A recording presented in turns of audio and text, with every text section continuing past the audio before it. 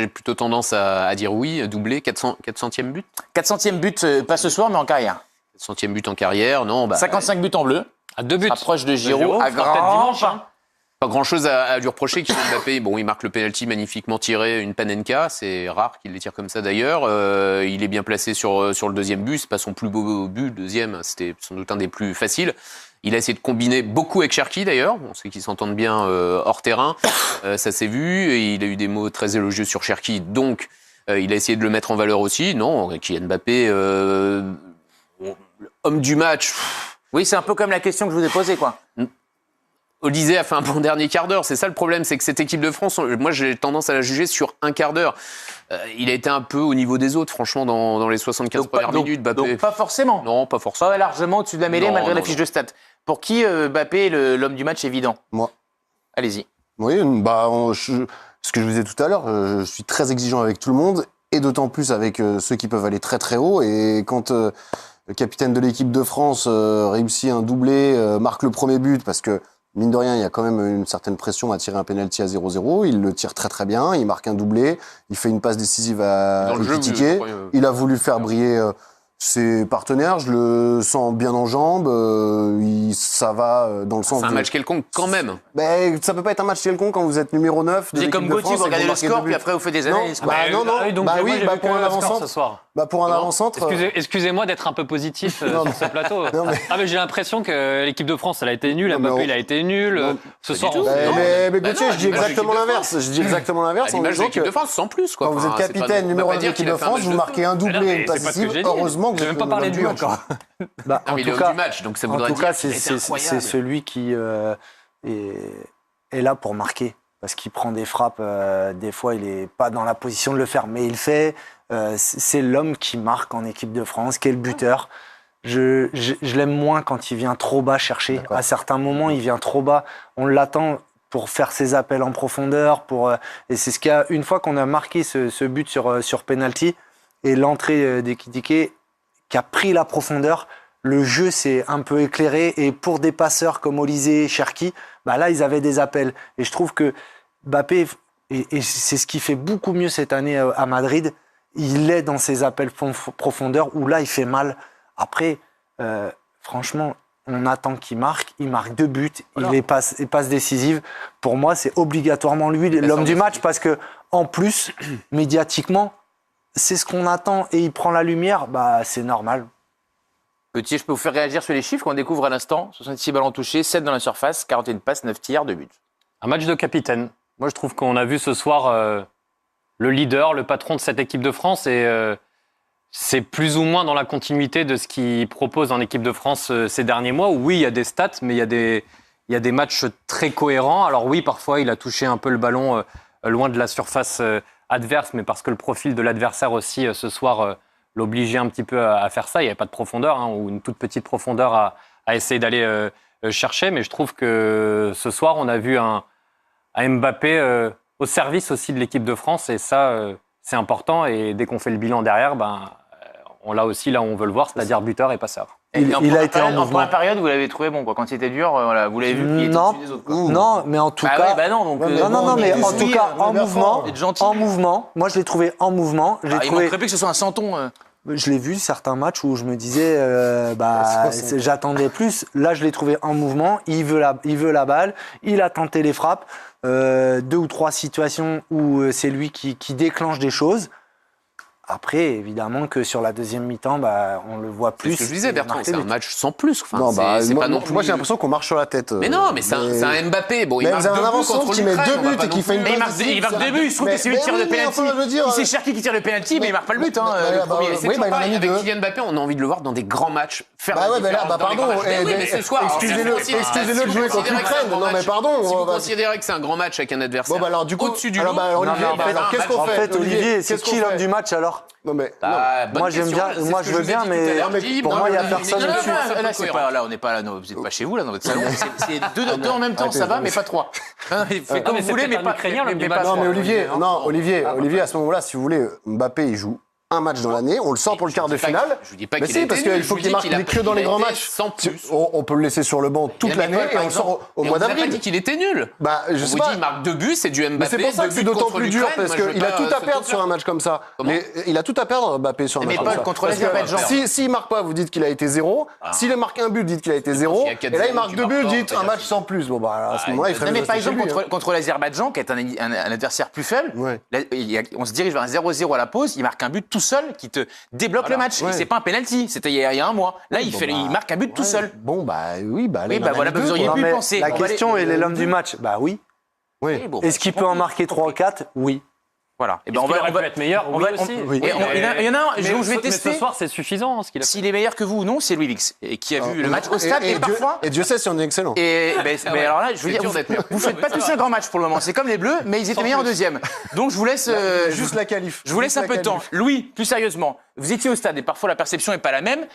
On essaie de se poser la question et d'y répondre surtout, savoir si Mbappé était le meilleur joueur français ou pas. Les 2 buts, on les a vus, ça on est d'accord, mais voilà dans le contenu. Qu'est-ce que vous en avez pensé, vous ? Mouillez-vous, hein. En première période, on n'a pas du tout aimé son match, mais je pense qu'on est tous d'accord là-dessus. En revanche, ensuite, force est de constater que très souvent, quand même, ces derniers temps, en équipe de France, la lumière, c'est lui qui l'allume à chaque fois. Et alors oui, c'est un penalty encore une fois, mais encore faut-il le transformer. Il y a son rendement statistique qu'on ne présente plus parce qu'il affole les compteurs et je crois qu'il atteint la barre des 400 buts. Vous en avez parlé tout à l'heure. C'est le meilleur buteur et le meilleur passeur de cette équipe. Et puis surtout dans le jeu, autant en première période, il a quasiment tout raté, autant il a quand même la capacité toujours à rebondir. Je pense que la justesse de sa passe, de sa remise sur le but d'Hugo Ekitike dit beaucoup de ce qu'il est quand même capable de produire, qu'on aimerait parfois voir plus souvent, notamment dans sa connexion avec les autres. Mais ce soir, bah oui, un doublé, une passe décisive, un capitaine à la hauteur qui envoie son équipe à la prochaine Coupe du Monde. Ouais, bon bah vous aussi, regardez. Louis, il nous met tous dans la même nasse sur la première mi-temps. Alors, il dit comme tout le monde. Et à l'arrivée, c'est l'homme du match. Mais justement, je comprends rien de ce que vous me dites. Bertrand, c'est une soirée parfaite, mais bon, le meilleur homme du match, il a même pas fait un bon match. J'ai jamais dit ça. Il y a quoi si on regarde, il y a pas de Mika et moi. Le côté sérieux de votre plateau ne dit pas ça. Mais non, mais limite, c'est pas moi, j'ai pas entendu Gauthier non plus. Plus de choses qu'Mbappé, je trouve. Il marque un but. Il traverse. Mais on peut pas comparer. Non, on peut pas comparer. Tu compares. Olysée alors. Olysée repasse dans l'axe. Pourquoi il serait pas homme du match? Mais en fait, à 1-0, ça change tout. T'es face à un bloc bas qui joue à 8 minimum derrière. T'as pas d'espace. Oui. Tant que t'as pas marqué le premier but. T'as pas d'espace. C'est plus facile. Après, tu marques le premier but, ça décante. Oui, mais ce que je veux dire, c'est qu'Olysée, c'est la réalité du match. Olysée, il fait 2 passes décisives, je crois. Moi, sur ma feuille de stade, il marque un but. Il marque un but. Il a pas regardé bon match, Olivier. Non, il est plein de bonnes intentions, mais il a pas vu le même match. Olysée, pareil. Je veux dire, Olysée, il pourrait être homme du match. Moi, je trouve pas. Non. D'accord. Mais ce qui est intéressant, par contre, Olysée, c'est qu'il y a eu 2 Olysée ce soir. Il y a eu celui à droite qui a beaucoup raté et qui a encore, comme au mois d'octobre, pourtant là c'était un poste qu'il connaît très bien, puisque jusqu'à la 68e, et le double changement, sortie de Barcola et Cherki, entrée de Ekitike à Kliouche. Exactement, et là il a pris la place de Cherki donc au poste de numéro 10, et là tout de suite il y a eu des passes presque décisives pour Akliouche, pour Ekitike, et ça a été totalement un autre joueur ce soir au poste de numéro 10. Franchement, c'est évident que le fait de marquer le premier but, ça change tout. Ah bah oui, parce que le bloc ukrainien était beaucoup on vient de le dire, l'Ukraine, leur match important, il est où? Il est contre l'Islande. Tant que tu es à 0-0, tu t'accroches, tu défends, mais dès que tu laisses de l'espace, c'est des top joueurs en face. La France, tu laisses des espaces, avec les individualités qu'on a, ça change tout. Je voudrais qu'on aille retourner voir Louis qui insistait sur la première période de Mbappé. Et j'aimerais que vous précisiez, Louis, sur ce qui vous a agacé, en tout cas ce que vous avez relevé de la première période du capitaine sur les 45 minutes. Attention, Louis. Non mais assumez, Louis, il n'y a pas de chiche, je suis avec vous, Louis. Non, mais bon, j'ai l'impression qu'à écouter certaines personnes, notamment Olivier Talaron, tout est acheté ce soir alors qu'on bat l'Ukraine 4-0, qu'on est qualifié. Et par le passé, ça n'a pas toujours été aussi simple que ça. Et Kylian Mbappé, en première période, ce qui nous a un peu frappé depuis les tribunes du parc, c'est toujours cette intention qu'il a d'énormément dézonner quand il n'y a pas de mouvement autour de lui. Et c'est vrai qu'il n'a pas été aidé, notamment par Ryan Cherki et ses autres compères de l'attaque. Mais parfois, il est capable, dans le mauvais sens du terme, d'avoir un gros déchet technique. Et il a perdu beaucoup de ballons, il était un peu à l'envers. Mais des matchs comme ça de Kylian Mbappé, on en a vu plein en fait dans sa carrière. C'est souvent ça. Après, il a changé de niveau et il a passé une vitesse supérieure en seconde période. Merci beaucoup, Louis Vix, en direct du Parc des Princes. Vous allez nous faire vivre évidemment la zone mixte. On a tout donné sur Mbappé ou il y a quelque chose de supplémentaire qui n'aurait pas été dit avant, qui peut être dit maintenant? C'est maintenant ou jamais? On se tait à tout jamais. Si, j'ai une question. Est-ce qu'il battra le record dimanche? Dimanche, je jouerai Olivier pas. Giroud. Eh bien, il y a un débat que vous me permettez d'effleurer, Gauthier Klinsmann, savoir, dimanche, on a Azerbaïdjan-France, pourquoi faire? À quoi ça sert? Quel intérêt ça a? Peut-être que ça sera de battre le record pour Kylian Mbappé. ouais. Et ben on en parlera d'ici quelques minutes. Avant ça, C'est du teasing, ça. mais bien sûr, et là c'est tic et tac, là c'est C'est un les métier, automatismes. Il n'y a c'est pas un besoin d'avoir métier. joué 100 fois ensemble pour se comprendre. C'est mieux que On va, Nico Toriol, hein. on va parler de ça, c'est pas gentil. rigole. Pas les hommes à terre. Je rigole.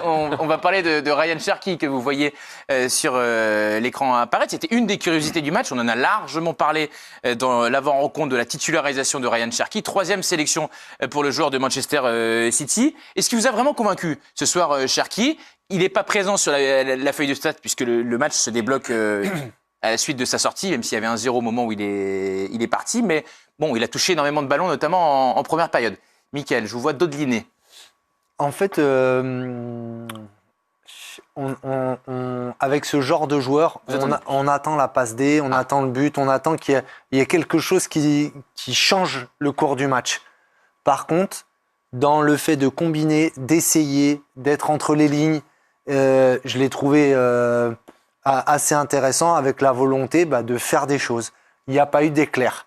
Et c'est terrible parce qu'avec ce genre de joueur, on attend des éclairs, on attend quelque chose qui nous fasse lever du siège. Mickaël, vous avez été entraîneur, vous êtes Didier Deschamps. À la sortie du match, vous êtes avec votre staff, vous dites quoi du match de Cherki? C'est bien ce qu'il m'a proposé dans le contenu parce qu'on lui donne le ballon rapidement et qu'il est à l'origine de toutes les actions, ou alors je le fais jouer pour qu'il fasse des stats, vous lui dites quoi? Non, vous vous dites pas terrible. Non, je me dis pas terrible, mais je me dis, si j'ai tout mon effectif, pour l'instant, il est derrière Olysée dans ma lecture de ce que je sens. À l'arrivée, Olysée, il reste, il fait but, il fait une passe D.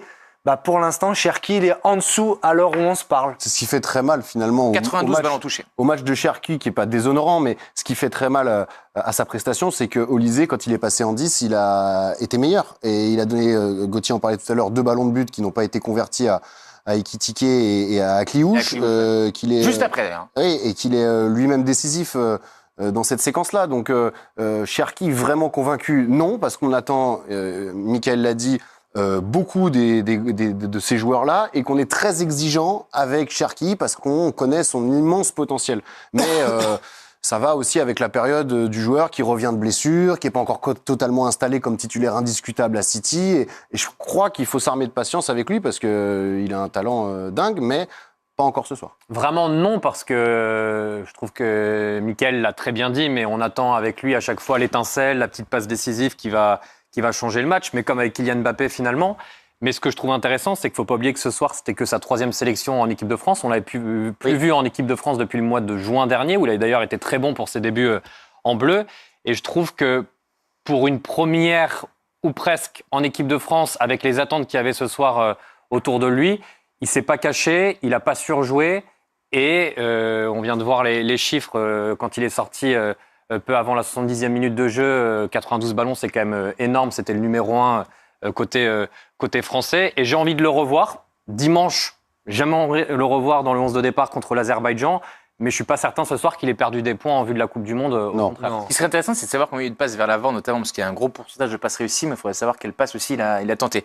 Olivier, qu'on n'a pas entendu sur ce sujet encore, vous en pensez quoi du match Pas de facile Cherki? pour lui parce que, comme l'a dit Gauthier, il y avait énormément d'attentes. Tout le monde parle de l'attraction Cherki. Il va débuter, numéro 10, il est incroyable en ce moment.